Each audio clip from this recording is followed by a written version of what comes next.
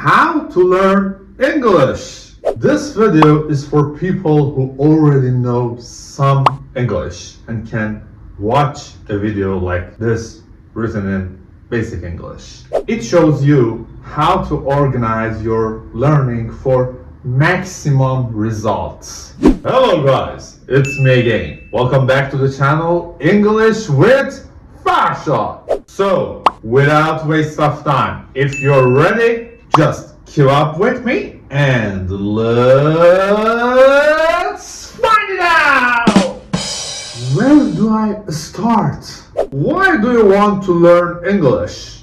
Before you begin or go back to studying English, ask yourself one question. Why do I want to study English? Is it because you want to or because someone else wants you to? Like every decision in life, studying English must be something you want to do. Set goals. If you know why you want to study, setting goals is easy. For example, maybe you want to travel to an English-speaking country. Great. Your goal might be to learn survival English. Perhaps you already know many useful phrases, but you want to improve your listening skills and pronunciation. Whatever your goals are, write them down. Make an agenda. How long do you need to study to achieve your goals? This answer is different for every student. The important thing is to be realistic. If you work 60 hours per week, don't plan on spending another 40 hours a week studying English.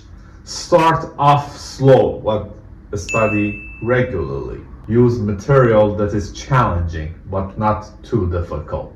Find out what works for you. After you have studied for a few weeks, adjust your study schedule accordingly. Do you study best at night or on the bus on your way to work?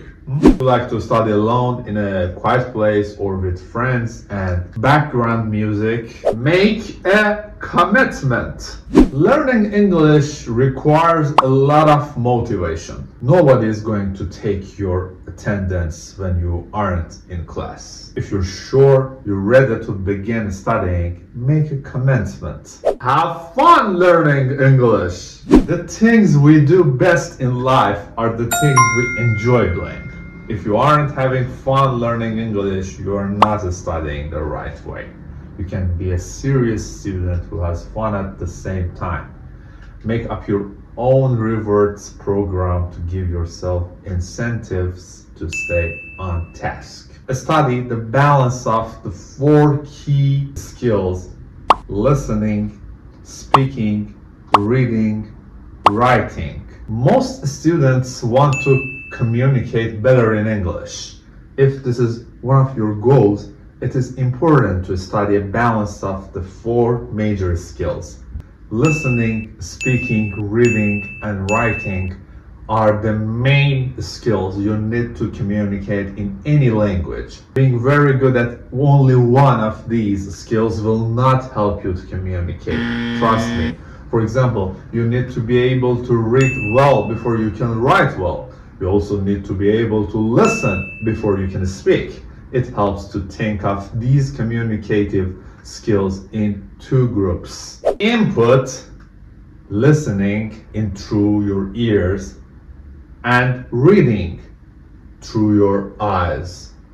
Output, speaking out through your mouth and writing out through your hand. It's simple. Think of it this way. First, you have input. Next, you have output. First, you listen to someone ask you a question.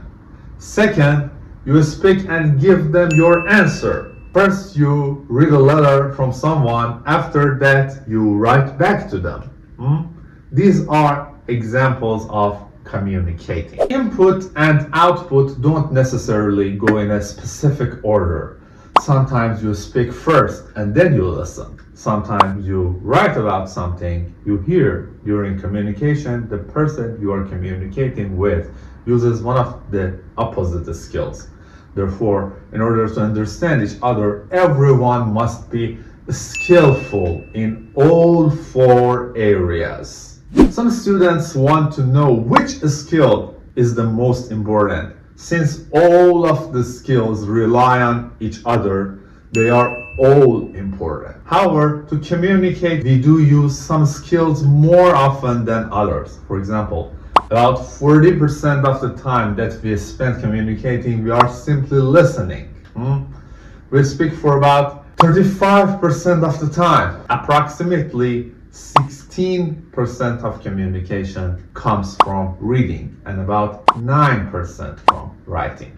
These statistics are for an average communicator in English. Depending on someone's job or situation, these numbers may vary. Each of these main skills have micro skills within them.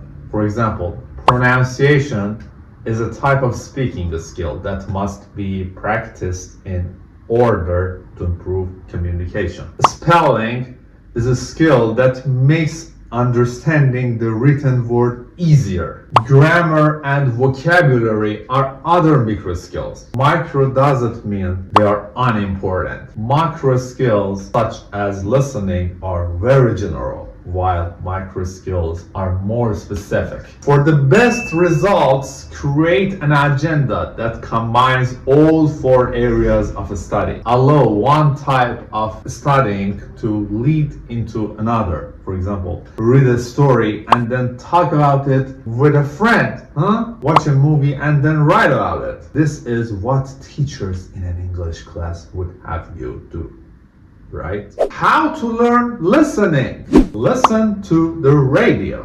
Don't always have a pen in hand. Sometimes it helps to just listen. Watch English TV. Children's programming is very useful for ESL learners. Choose programs that you would enjoy in your own language.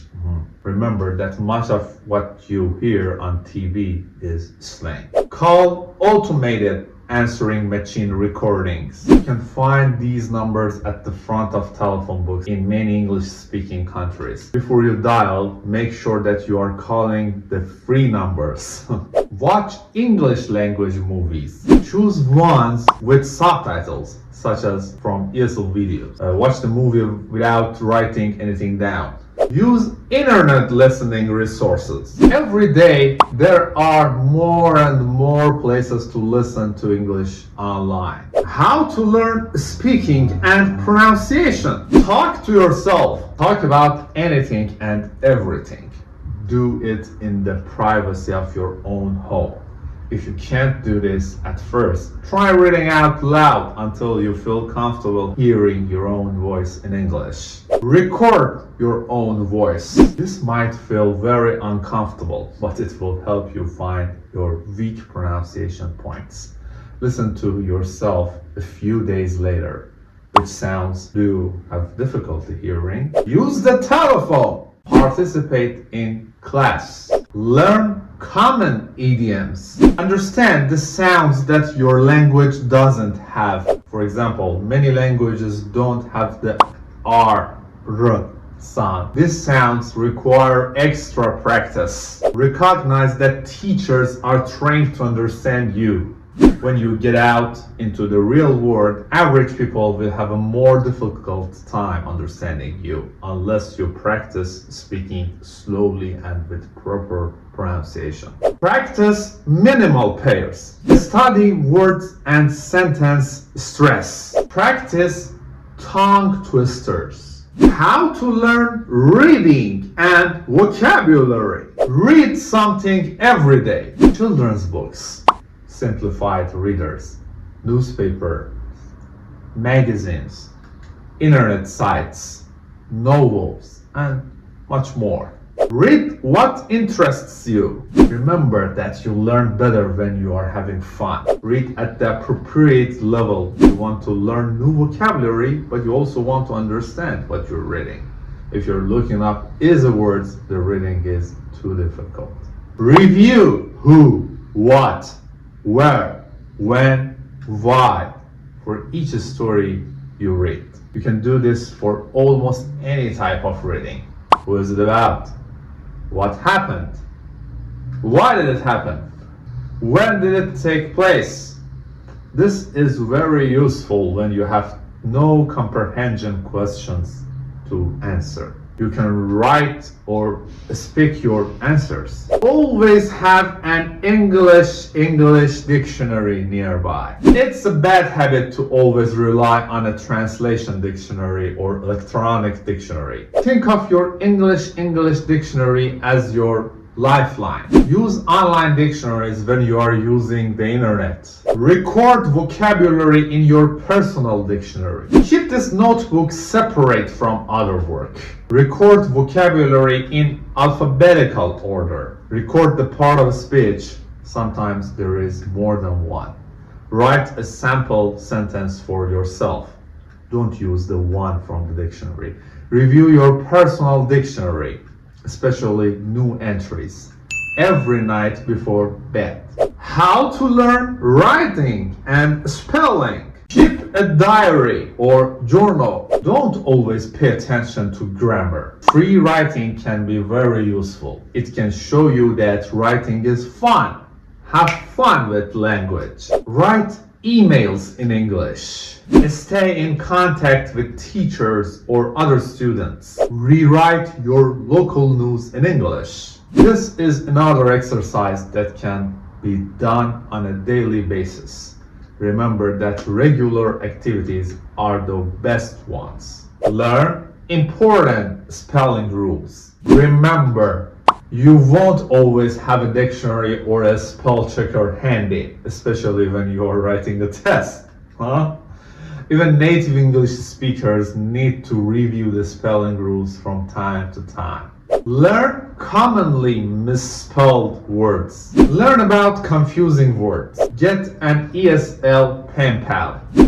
So guys, this is the end of this video. I hope you enjoy it and understand it well. Don't forget that you can suggest my channel to the ones who are interested in learning English. And needless to say, if you like this video, please hit the like button for me. You can leave me a comment below. And for the last but not the least, don't forget to hit the subscribe button.